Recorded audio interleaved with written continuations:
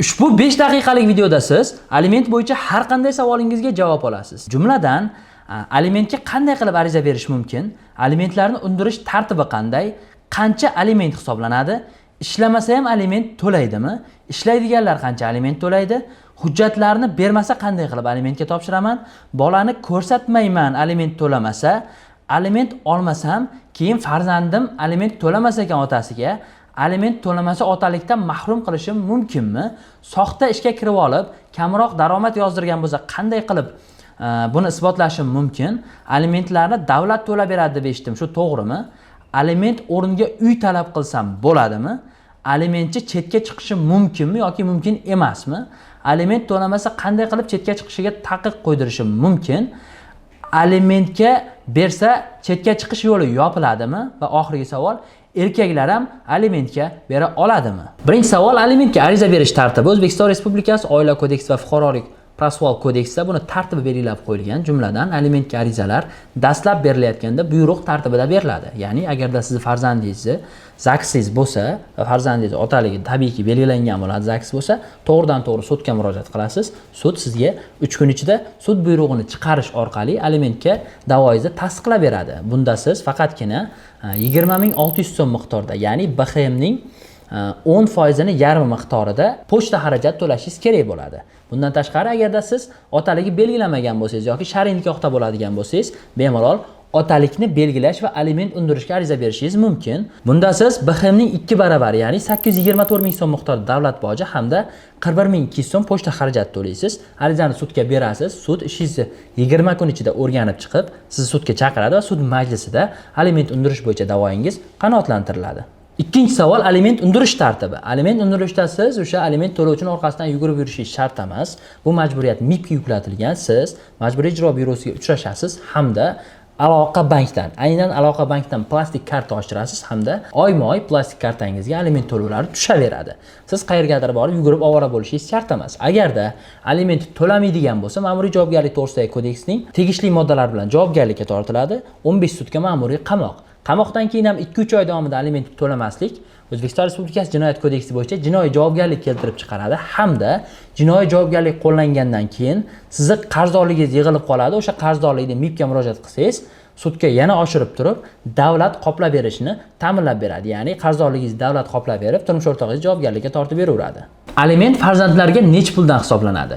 O'zbekiston Respublikasi Oila kodeksining 99-moddasiga muvofiq, turmush o'rtog'ingiz ishlaydigan bo'lsa, bir nafar farzandga ish haqqini 25% miqdorda, 2 nafar farzandga 33% va 3 nafar farzandga 50%, ya'ni yarmi miqdorda aliment to'lovlari to'laydi.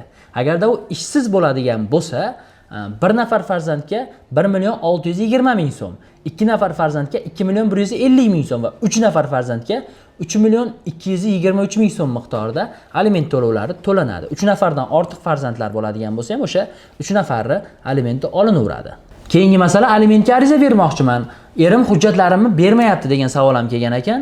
Eringiz hujjatlari bermaydigan bo'lsa, siz bemalol baribir alimentga ariza berishingiz mumkin. Bunda o'zingizning pasportingiz kerak bo'ladi. Farzandlaringizni metrkasi, zaks qog'ozlari bermayotgan bo'lsa, bolangizning metrkasini davlat xizmatlariga borib, duplikat yoki asliga teng kopiya qildirishingiz mumkin hamda zaks qog'ozi ham bemalol davlat xizmatlari markazidan kopiyasini olib ariza topshirsangiz bo'ladi. Shu ham sud tomonidan tan olinadi albatta. Turmush o'rtog'im aliment to'lamayapti, men bolani ko'rsatmayman deydiganlar uchrab qolar ekan.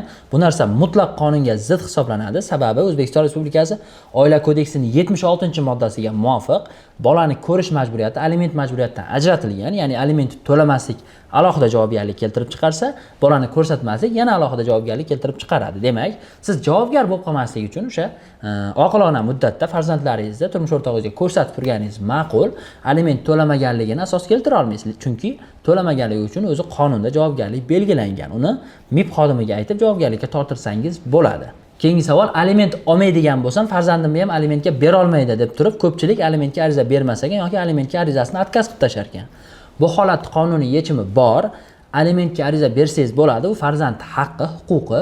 Agarda siz ariza bermagan taqdiringizda ham farzandingiz 18 yoshga to'lgandan keyin otasi yoki onasi alimentga beradigan bo'lsa, aliment olmagan farzand ham ularni ta'minlashga majbur va sud tomonidan alimentni ulardan undirish belgilab beriladi. Keyingi savolga to'xtaladigan bo'lsak, aliment to'lamaydigan ota yoki ona otalik onalik huquqidan mahrum qilinadimi degan savol O'zbekiston Respublikasi Oila kodeksining 79-moddasiga muvofiq otalikdan mahrum qilishchi aniq asoslari kategoriya sifatida belgilab qo'yilgan. Bunda ota yoki ona farzand tarbiyasida qatnashmasa, aliment to'lovini to'lamasa, farzandga nisbatan sovuqqon munosabatda bo'lsa, narkologiya, ichkilikbozlik dispanserida ro'yxatda tursa va shu kabi muomalaga layoqatsiz bo'lsa degan bir nechta asoslari bor. Mana shu asoslardan faqatgina aliment to'lamaslikni o'zi ota-onalik huquqidan mahrum qilishga yetmaydi. Qolgan asoslarni ham birlashtirib siz ariza berishingiz mumkin. Faqatgina aliment to'lamaslik otalikdan mahrum qilishni anglatmaydi. Keyingi savol, turmush o'rtog'im aliment to'lamaslik maqsadida soxta ishga kirib olgan. Ataylab oyligini kam ko'rsatyapti degan savol tushgan. Bu savolning javobi sud hujjatlari va boshqa organ hujjatlarini ijro qilish to'g'risidagi qonunning 64-moddasida aniq keltirib qo'yilgan. Bunga ko'ra, siz turmush o'rtog'ingiz ishga kirgan ishxonasiga murojaat qilasiz. Majburiy ijro byurosi orqali sizga to'lanayotgan o'sha arzimagan 300 ming, 400 ming aliment aynan ishxonani hisobidan tushyaptimi MIP balansiga? Mana shu narsani tekshirtirasiz. MIP sizga bu bo'yicha hisob berishga majbur o'sha 64-modda bo'yicha. Agarda ishxonani balansidan emas, turmush o'rtog'ingiz yonidan, kartadan, oshna og'aynisidan olib to'lab yurgan bo'lsa, bu holat qonun buzilishi hisoblanadi. 1 yil, 2 yil, 3 yil davomida sizga yonidan to'lab yurgan to'lovlari o'tmaydi va sizga qaytadan noldan alimentingizni o'sha 3 yilligini yoki 2 yilligini yoki 1 yilligini to'liq hajmda qoplab berishga turmush o'rtog'ingiz majbur bo'ladi. Bu bo'yicha sizga ariza kerak bo'ladigan bo'lsa, pastda Telegram kanalimga silka qoldiraman. Xuddi shu silkaga kirib, arizadan namunani, ariza bo'yicha aniq ma'lumotni, qo'shimcha tushuntirishni va konsultatsiyani bepulga bemalol olishingiz mumkin. Albatta sizga manfaatli bo'ladi. Kanalga kirib ko'ring. Alimentimni davlat to'lab berar ekan deb eshitdim degan savol tushgan. Haqiqatan ham davlat to'lab beradi. Bunda turmush o'rtog'ingiz jinoiy javobgarlikka tortilgan bo'lishi hamda Majburiy ijro byurosi xat chiqaradi, sud bo'ladi. Sudda davlatning jamg'armasi hisobidan to'lab berilishi belgilanadi hamda sizga davlatning jamg'arma pullari hisobidan aliment jamg'armasi bor. Aynan aliment to'lab beriladi hamda turmush o'rtog'ingizni jinoiy javobgarlikka tortiladi. Keyingi savol, aliment o'rniga uy-joy talab qilsam bo'ladimi degan savol tushgan. O'zbekiston Respublikasi Oila kodeksi hamda Fuqarolik kodeksida belgilangan normalarga muvofiq aliment o'rniga uy-joy talab qilish mumkin emas. Aynan keltirib qo'yilgan aliment bu majburiyat, u pul ko'rinishida taqdim qilinadi. Lekin bitta holati bor, ota va ona o'zaro kelishuv qilib turib, ona yoki ota bir umrga alimentdan voz kechaman desa va aliment to'lovchi o'sha uy-joy qilib berishi yoki avtomashina sotib olib berishi mumkin. Bunda yozma tilxatlar bilan kelishuv rasmiylashtiriladi. Aliment bo'yicha qarzdor chetga chiqishi avtomatik ravishda cheklanadimi degan savol tushgan erkaklarimizdan. Yo'q, O'zbekiston Respublikasi Fuqarolik kodeksi, Fuqarolik protsessual kodeksi tartiblari normalariga muvofiq aliment bo'yicha qarzdor chetga chiqishi avtomatik tarzda cheklanmaydi. Faqatgina 2 oy davomida ketma-ket aliment to'lovlari to'lashdan bo'yin tovlaydigan bo'lsa, Majburiy ijro byurosi xodimi uni o'sha qochib ketishi, bolalari ta'minotsiz qolishini o'ylagan holatda ta'minotsiz qolmasin degan niyatda qonun hujjatlariga muvofiq chetga chiqishni cheklab qo'yadi. Lekin siz alimentni vaqtida to'lasangiz, kechiktirmasangiz, bemalol chetga chiqib kelib yurishingiz mumkin. Agarda chetga chiqish yo'lingiz cheklangan bo'lgan taqdirda ham yangi qonunchilik bo'yicha sug'urta polisi qilib bemalol chet davlatga chiqish huquqini olishingiz mumkin. Agarda sizga videoda eslatib o'taman, shu bo'yicha amaliy yordam kerak bo'ladigan bo'lsa, pastdagi Telegram kanaliga tashrif buyuring va Telegram kanaldan kontakt olib, Telegram orqali murojaat qilishingiz mumkin. Keyingi savol, erkaklar ham alimentga bera oladimi degan savol tushibdi. Albatta, O'zbekiston Respublikasi qonunchiligi bo'yicha erkaklar ham bemalol alimentga berishi mumkin. Buni sababini tushuntiraman. Aliment bu er yoki xotinga to'lanadigan mulk emas. Bu pul farzand uchun to'lanadi. Farzand onada bo'ladigan bo'lsa, ota tomon aliment to'laydi. Otada bo'ladigan bo'lsa, ona tomon aliment to'lashga majbur bo'ladi, ya'ni farzand uchun. Ota qaramog'ida bo'lsa, demak, onalar ham bemalol aliment to'lashi mumkin. Bu o'sha O'zbekiston Respublikasi qonunchiligi bo'yicha Oila kodeksining 96-moddasida aniq belgilab qo'yilgan asos hisoblanadi. Videomiz oxirida ota va onalarga bitta tavsiya bilan murojaat qilmoqchimiz. Imkon qadar ajrimni eng oxirgi chora sifatida ko'ringlar. Sababi ajrim bo'yicha hech qachon baxtli ota yoki ona bo'lmaydi. Ko'pincha ikkala taraf ham aziyat chekadi. O'rtada farzandlar yetim qolish ehtimoli bo'ladi. Men ajrashayotgan ayollarga, ajrashayotgan erkaklarga oson tutmayman. Eng oxirgi chora sifatida kimdir ajrashayotgan bo'lishi mumkin, lekin bir-birlaringga ozgina bo'lsa ham imkoniyat bera olsalaring, ikkala taraf ham yarashib ketishi mumkin. Mana shu videoimni ko'rgandan keyin kimdir qaysidir oila yarashib ketsa, qaysidir oila alimentchi bo'lmasa, albatta biz juda ham xursand bo'lamiz. Qaysidir bola yetim qolmaganligi uchun kelajakdagi bolalar bo'lsa ham. Bundan tashqari siz ayol bo'ladigan bo'lsangiz, yaxshilab eshiting gaplarimni.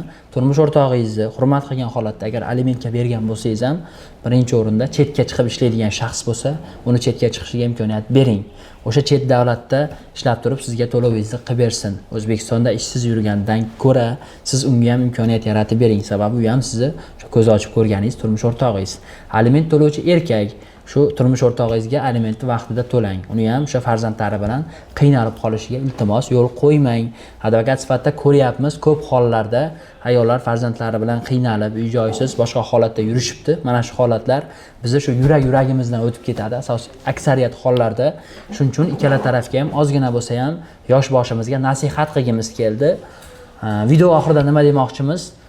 Oilalar ajrashmasin, farzandlar yetim qolmasin. Agarda sizda qanaqadir ajrim bo'yicha muammo bo'lsa, birinchi o'rinda yarashuv uchun harakat qiling.